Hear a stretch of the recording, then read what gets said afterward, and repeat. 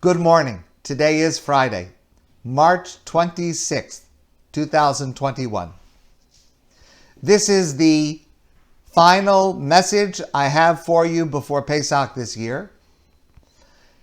And perhaps it is the most important message I have to share with you this year. Let's start here. Ma'aseh Rabbi Eliezer, Rabbi Yeshua, a story about these 5 rabbis. Shoyu Mesubim b'Bnei Brak. They were having their Seder together in Bnei Brak.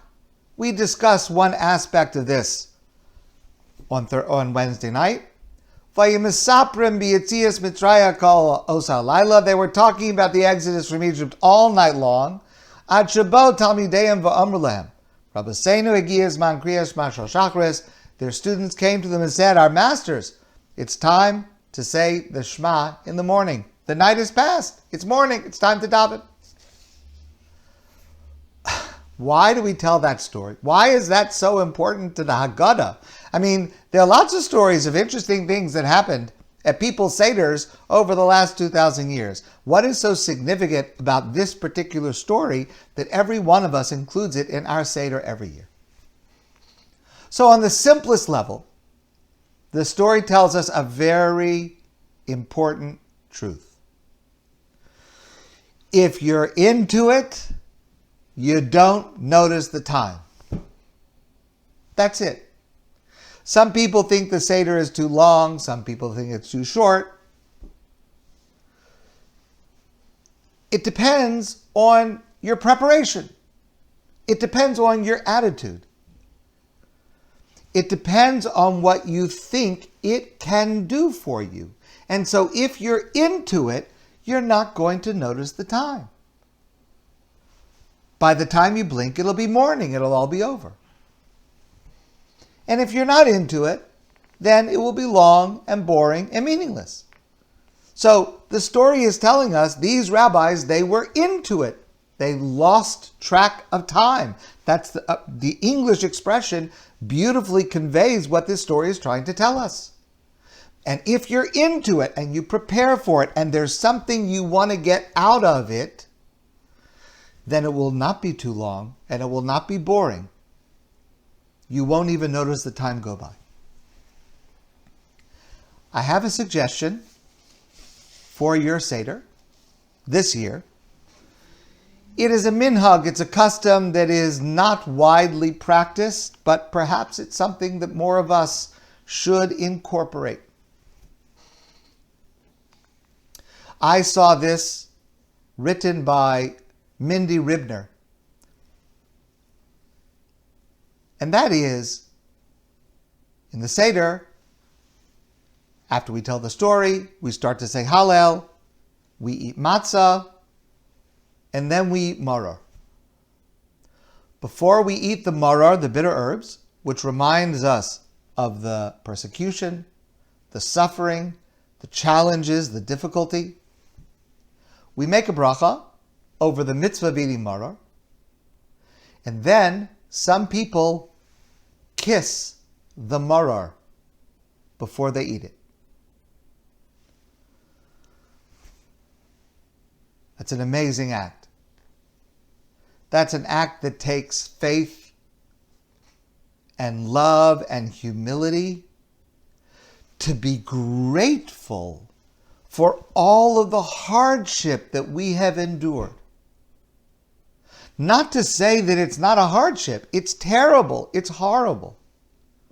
But to say that since this has come to us, there is something we can draw from it. There is a strength that we can receive from it.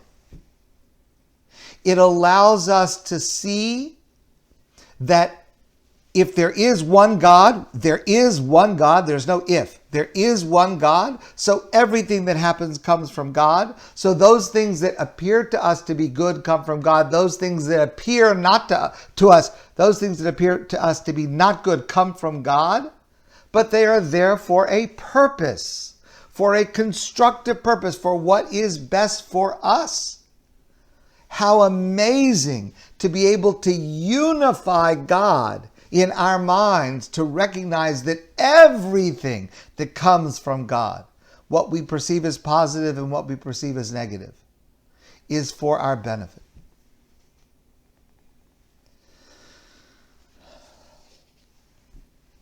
We had a terrible experience in Egypt. It was the worst experience in our history. It was the longest, most painful, most destructive persecution, time of slavery in all of Jewish history. What do we do with it? What do we continue to do with that? Allow me to suggest we do three things. One is we built our story around it. We built the story. We do not take our story from the history books written by others. We tell the story. And it is a story that we tell at the Seder of resilience and triumph. We start telling the story with Avadim Hayinu Leparo. We were slaves. It was very, very difficult. It was unbelievably painful. But you know what? We overcame that. V'yotzienu Hashem Elokeinu. God took us out. We were able to gain freedom. We were able to get the Torah. We were able to come to the land of Israel. We say later in the Haggadah, V'hi sha'amda lavoseinu v'lanu. In every generation, we suffer. People are trying to get us down. But you know what? It's never happened. V'hakadosh baruch hu matzileinu miyadam. God saves us from their hands. That's what Pesach is. Pesach is a celebration that terrible, terrible things have happened, but because we are telling the story, we define the narrative. We don't read some external historical source of what happened. We are telling the story.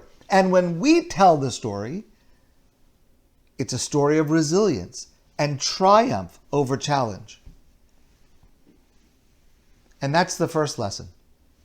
Take control of the narrative. We tell the story. We define what it means to us. That's step number one. We do that at the Seder. Step number two. We rejected hate. It would have been the most natural thing in the world for the Jewish people to leave Egypt and to retain those people in Egypt as our lifelong enemies. Not only lifelong, but historic. It should be an enmity that lasts millennia. And in the face of that, the Torah says, Lo tisayeh Mitzri, do not hate an Egyptian. We are not allowed to have that enmity continue. It could have gone either way.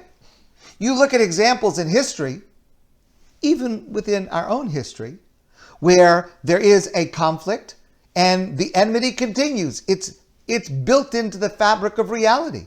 It could have gone that way. We reject that. We resist that. We choose to reject hatred. And we do it as much for us as we do for them, because we cannot be free if we're still bound by hatred. Number three, we deepen compassion. The Torah says, Lo sonu es hager, don't mistreat a stranger, because you were strangers in a land. And if it happened to you and you didn't like it, do not ever allow it to happen to someone else. And if you see someone else being harmed because they're an outsider, because they're an immigrant, take sides. Take the side of the victim. Don't ever stand idly by. It could go either way. You and I know people who have been through a tragedy, and then for some reason, the wiring, whatever it is, they seem to think, well, listen, I suffered that and I survived. Why should you have any help going through a similar kind of a thing? I didn't have that kind of a help when I was going through it. And we see in people who have suffered sometimes a less amount of compassion. which is very, very sad. The Torah rejects that. We could have gone that way. The Torah rejects that. We reject that. Lo sonu es hager. It happened to us. We didn't like it. Don't let it ever happen to anybody else. The more different from you they are, the more this is an imperative. We reject the loss of empathy, and we embrace compassion. We refuse, in other words, to be victims. We refuse, in other words, to be reactionaries.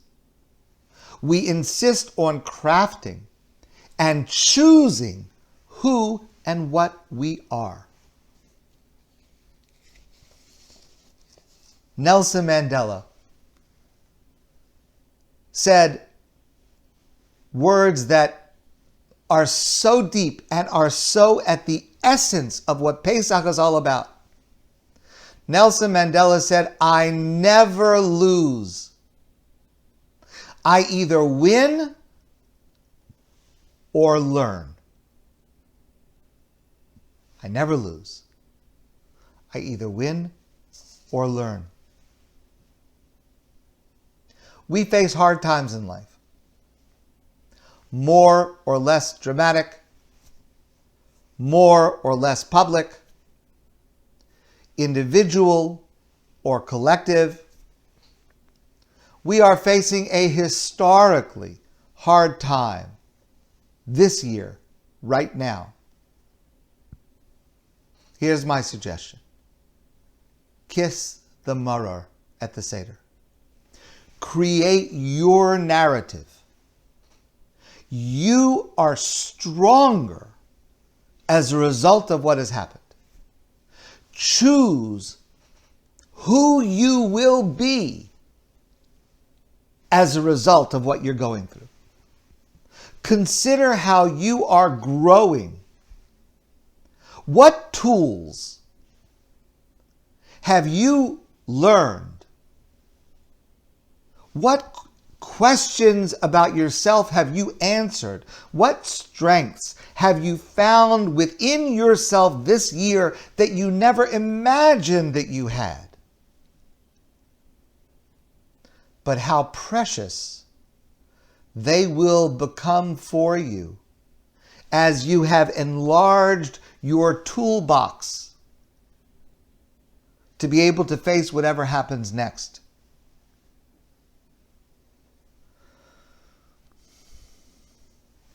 It is one of the most important and practical and relevant lessons that Pesach can teach you. If you can learn it, if you can kiss the maror to recognize, yes, it was bitter, and yes, I have grown from it because I define my narrative and because I look for ways that I have grown as a result. If you can kiss the maror at the Seder, it can change your life. And if you're engaged in an experience at the Seder where you are changing your life, you won't get bored. It won't seem too long. You will not lose interest. And you'll blink and someone will say, but the Seder is now over. It's time to daven in the morning davening. The same thing will happen to you if you have used it to transform your life. Because what that means is that at this Seder, this year specifically, you will either win or learn, but you will never lose. My friends, I want to wish you Chag Kosher V'Sameach, a very happy, healthy, safe Pesach. Please continue to observe all of the precautions. The situation here is very fragile. We need to be extremely cautious, especially over the next few weeks. Be safe. Have a wonderful Yom Tov. Chag Sameach. Thank you very, very much. I look forward to seeing all of you soon in person and in good health.